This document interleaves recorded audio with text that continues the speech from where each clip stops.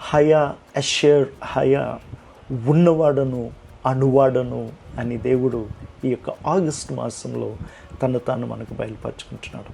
ఒక నత్తివాడిగా మారిపోయిన మోషేను ఫరోకి దేవునిగాను కొన్ని లక్షల మందికి విమోచన నాయకుడిగాను దేవుడు ఎలా ఆ ప్రత్యక్షత తను ఎలా రూపాంతరపరిచిందో అలాంటి డివైన్ ఎన్కౌంటర్స్ మంత్గా ఈ యొక్క మంత్ని దేవుని సేవకుడిగా ప్రతి ఒక్కరి జీవితంలో మాట్లాడుతున్నాను.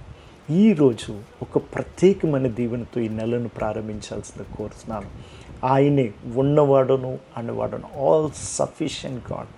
మన దేవునికి మన దేవుడే మన సమస్తమై ఉన్నాడు. ఈ యొక్క యెషయా గ్రంథం 60 అధ్యాయం 19 నుంచి 22 వచనాలు ప్రతి ఒక్కరిపై దీవెనగా మాట్లాడుతున్నాను. యెహోవాయే నీకు నిత్య వెలుగుగాను, నీ దేవుడు నీకు భూషణముగా ఉండును గాక. ఆమేన్. సూర్యుడు ఇంకా అవసరం లేదు, చంద్రుడు క్షీణించిపోయిన యెహోవా నిత్య వెలుగై నీకుంటాడన్నారు. ఈ యొక్క హెవెనే నీకు నాకు రిసోర్స్గా ఉన్నదని మరొకసారి దేవుడు మాట్లాడుతున్నాడు.